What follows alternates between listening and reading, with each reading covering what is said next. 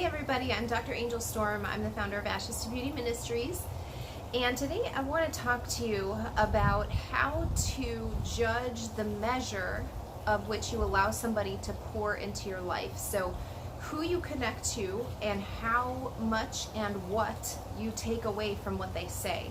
This is super important in pretty much every area of your life, in all dimensions of your life for sure. And it can have real lasting impacts on you.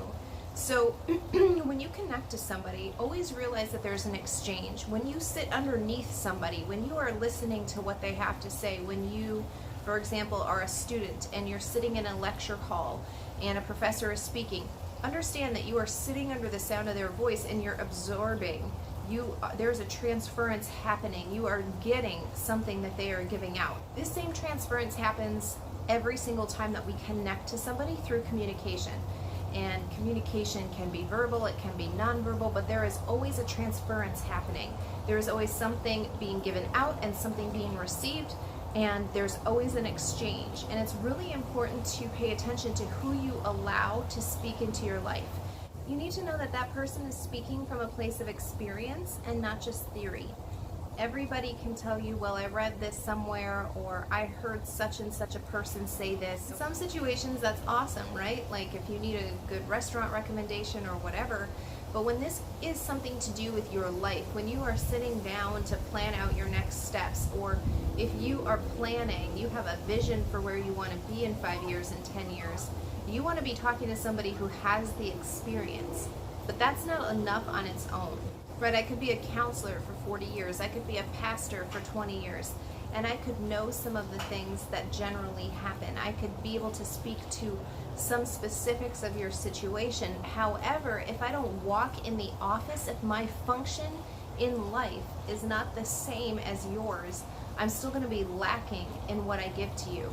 And this is a real problem for people because people are listening to their pastors, to their therapists, to whomever they're seeking advice from, even their parents, other people that are in positions over them. But those functions are not the function that's designated for their life. And so if you're speaking with this person and they don't hold the office or the function, the position in life that you are called to operate in, they can be giving you their advice through their lens as a counselor, their lens as a pastor, and they're trying to direct you, and they're not giving you this advice to try to steer you wrong. However, it's not what you need for your life. It's going to be short.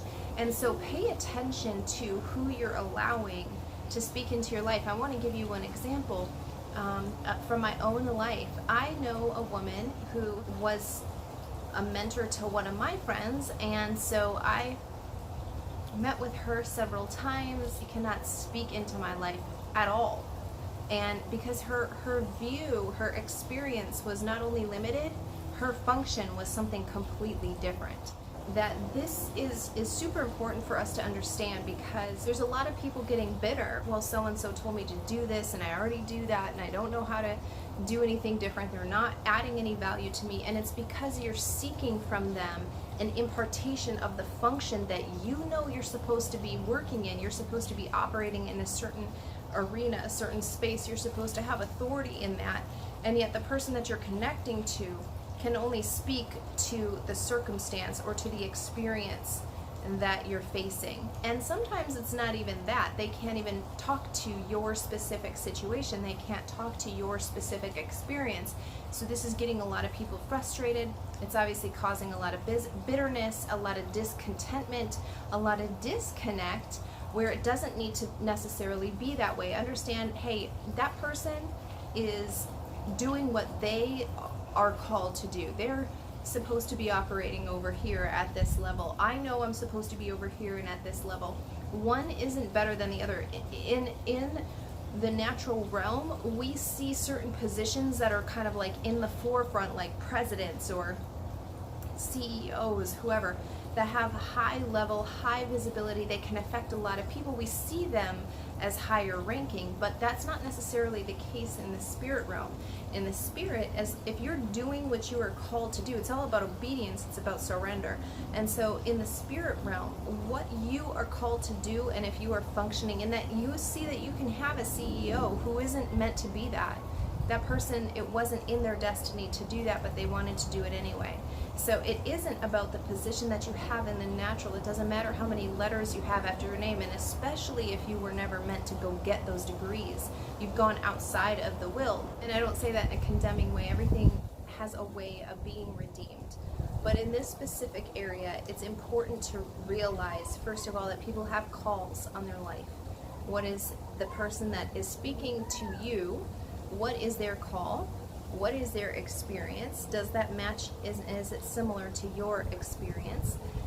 Do they have the position, the function, the authority that you are seeking after? Because if not, then you need to approach them in a limited way. Okay, tell me your experience in this thing, but it doesn't mean that you're laying out the road for me to walk on. It doesn't mean that you are forging the path for me to move ahead on. Because so remember at the beginning of the video I was talking about the transference that happens. When I place a demand in the spirit, when I put my faith, when I have an expectation that I put forward, that this conversation, that this person, that this encounter, that this experience is going to give me what I need, I'm going to be putting, I've placed a resource in that area, in that pool. So I'm expecting a certain result from that experience, encounter, conversation, whatever it would be. You see what I'm saying? Where in reality, what I need to say is, let's go see what I can see. Let me get to know this person a little more before I allow them to speak into my life. Another situation that I want to share really quickly from my own personal experience. I was speaking with a pastor. We have known one another for quite some time, and I told him these are my next steps. This is what I'm thinking about doing. And he all but told me straightforward, this is not what you should do. This is not the will of the Lord. And had I disobeyed what I knew was spoken to my heart to follow what that man was telling me, great guy, awesome person, has a heart for the Lord for sure, but his advice to me was not lining up with the will of God for my life and for this specific situation. So it's very important to have discernment. I've talked about this a lot, about cultivating that spirit. There is not a shortcut to having the Holy Spirit speak to you and having that guidance internally. There isn't a shortcut with it. It's because that is also relationship, and you can't just quickly make it happen. However, as I said before, everything is redeemable. There is a set plan in place in the spirit. There's systems, there's technologies, there's blueprints in the spirit that you can tap into and you can get for your own life, for your purpose, for your bloodline, for the generations that come through you. And so you can use those things to your advantage. So for example, I'm sure we've all seen people who dated, for 6 years, 8 years before they've gotten married. Then they got married, and then just a few years later they're divorced. And we've also seen people who met, and within 6 months they were married, right? And they've been married for 30, 40 years. Because there's something in the spirit that you can tap into for your life. You see that there is a pathway. Imagine a path in the natural, how you have it. Let's say it's a gravel road, and on either side there's some grasses, and then on either side of those it's ditches on either side. The center of the path is the perfect will for your life. The grasses on either side are the acceptable will, and the ditches on either side are just off the path, right? And that is what is happening in the spirit. So when you find yourself in the perfect will, things will line up, and there's an acceleration on those things. And so that's why hearing from Holy Spirit is so necessary. See, you can be married to the same person, live with them for 30 years in the same house and not really know them, not have a true relationship with them. And likewise, you can know somebody for 6 months, get married, be living with them for 6 months in the same house, waking up to them day after day, and have a stronger marriage, a stronger relationship than the couple who's lived together for 30 years. And this is what a lot of people don't understand, is that you have to know your own self. You can't rely on external sources for this. So unfortunately, I've seen a lot of people who try to speak with their pastors and who try to speak with other people that they believe are going to be mentors to them, and they're directing them in a place that is not that person, the person who's seeking the guidance, is not their perfect will, because that person doesn't have the authority. That person may not even be able to even see. They can't perceive such a realm. They can't perceive such authority, because their will, the will of God for their life, their design, their path, their destiny, doesn't intersect with that level over there that you're called to change, that you're called to influence, that you're called to have authority over. And in terms of narcissism, this comes into play with a lot of people who want to seek help with narcissists, and it's always the imposing. They're putting a demand on somebody to fill that role, to answer their questions, to tell them what to do, to direct their steps, and there are some things that you have to walk through on your own, and you should only draw from people in a limited manner. The limitation is set by your experience, where you're going, and your ultimate destiny. What is the area of life, the spheres of influence that you are called to sit at? Where in culture are you called to change? What does the design of your generations that come through you, what do they look like? And until you know those things, you should have a limited amount that you draw from people who you are seeking advisement from. You understand that there's different levels, and you shouldn't allow people who aren't at the same level, who don't hold the office that you should function at, who don't have the position or the functionality. They're not operating in the level that you have the call or the demand on your life to go meet. Your destiny, if it's up here, don't be seeking advice from people down here.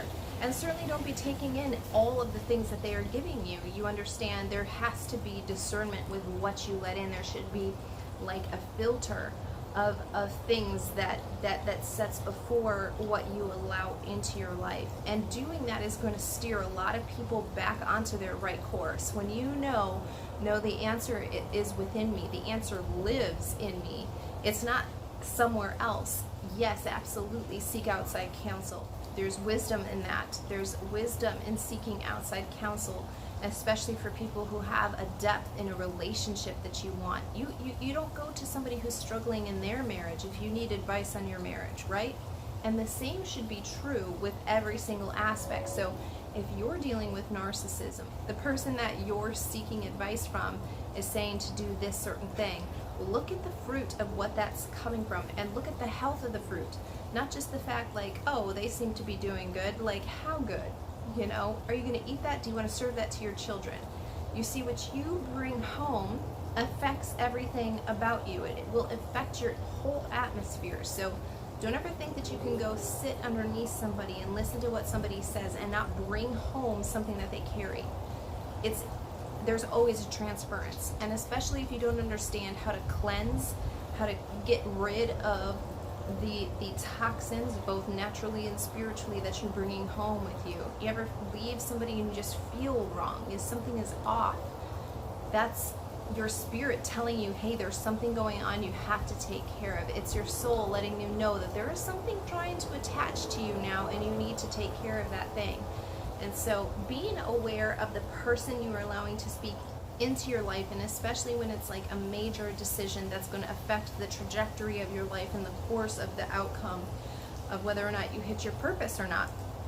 Again, this will eliminate a lot of the frustration, a lot of the confusion, and certainly a lot of the bitterness and spitefulness that I see in a lot of different places, even in churches. In fact, I'd say especially in churches, you'll find bitter people, and it's because they allowed somebody to connect with them who can't really pour into their life. They don't have the value that person needs in order to launch them back into the perfect will of God for their lives. That person that they are seeking that from, they want them to be able to give that to them, but they just don't have it. You can never give away something that you don't have. And in the spirit realm, you don't get to keep anything that you don't give away. You only get to keep the things that you give away. That I change the way that I'm doing my YouTube, that I share with you the other dimensions that are happening all around us. You're interacting with them, whether or not you think they're there, whether or not you believe in them. It doesn't matter. It doesn't matter. There's ignorance that's out there, not because people are willfully being ignorant, but because there's not people who can teach on the deep things that are happening, on the other realms that are invisible. And I hope that this video kind of helps you see maybe some of the shortcomings or some of the faults maybe that you made, and when you connect to somebody and what you're demanding them to answer for you or to kind of pour into you. Don't place that demand unless you know that person's experience matches your experience, and two, their function matches your function. If they're a pastor and you're in the pastoral ministry and you're called to function like an apostle, do not try to seek what they carry in that capacity. They carry something different. You can place the demand to have, for example, a father's heart, a compassionate spirit, things like that. Place the demand in a way where you know that they can fill it. You wouldn't say to a 7-year-old, go make me a 5-course meal. However, I wouldn't expect a gourmet chef to make me a peanut butter and jelly sandwich. So place the demand on what you're asking that person to give to you, what you're asking them to feed you, in a way that they can fill what you are asking for. So really, this is internal work. See, I've seen a lot of people get lazy over the years. They just want it to be fed to them. They just want all of the information to come to them. They don't want to do the searching themselves. They don't want to do the discovery themselves. However, this isn't how things work in the spirit. You know, there's a track record happening in the spirit that you can't see, but all of the spirit world, it's laid bare for them. Everything in the spirit can see what you've done, your time, how you've invested your gifts, any talents that you have, how giving you are, all of your desires, your faith, your hope. In the spirit, this is true in every realm and in all dimensions of all realms. This is true. Your track record is laid bare. And so don't try to shortcut the things that you have to walk through yourselves. There are shortcuts, but those can only be accessed in a way that would benefit you, in a way that would benefit other people that are connected to you. Once you have done there are some things that you have to do that are going to be hard. You're going to have to walk it out on your own. I found this my own self. I tried to connect. I was so desperate for connection. And I connected to churches. I connected to people. I connected to pastors that were not meant for me to connect to. You understand? And I had to learn a hard lesson by doing that. I had to learn hard lessons and it was not wasted. The Lord revealed to me that this is what's happening. You know, this was years ago. I had no idea that eventually I'd be sharing this experience on YouTube, hopefully to, you know, help other people with the experiences that they're going through. But as you are recovering, especially when you're in a wounded state, make sure that it's even more important that as you're wounded, as you're in a process of healing, that you connect to people, only those that have something that can pour into you, that would point you in the right direction, that will truly help you heal, that won't set you back, that won't have you trying to get onto this other path over here because they think that sounds good to them. They don't have the revelation. You see that they're just as in the natural, we all have different eyesight, don't we? Right? I had LASIK, so my vision's 20/15. I can see better than people who have glasses. I can see better than people who are naturally given 20/20 vision, right?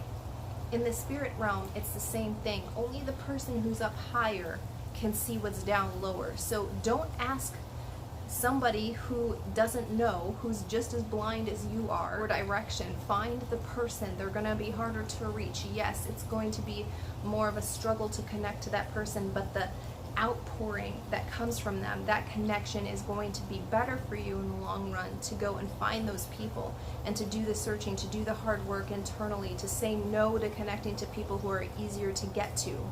And so I hope this video has really helped you understand a little bit maybe of some of the snagging points in your own healing, in your own recovery, maybe even to stepping into the function that you know you're supposed to be walking in, or having that certain destiny, or having even clear vision.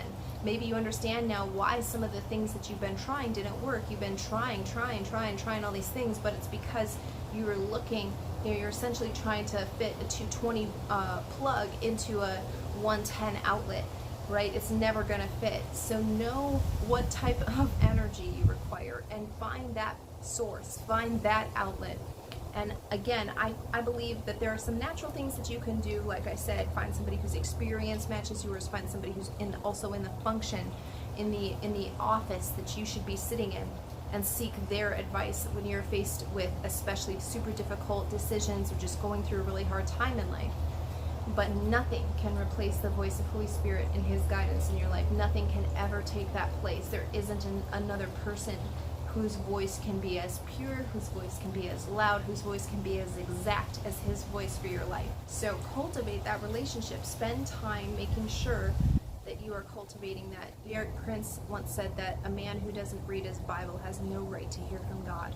And I'm kind of in that same vein. I believe that's something that you have to cultivate. Sure, you can be given a heritage, you can be given a lineage to step into, but what are you going to do with it? In the natural, if you're left an inheritance of $100,000, but you don't have the knowledge, the wisdom, the understanding of how to use that money, it's not going to do you any good. It's going to be here today and gone tomorrow. And the same is true with every gift that you've been given spiritually.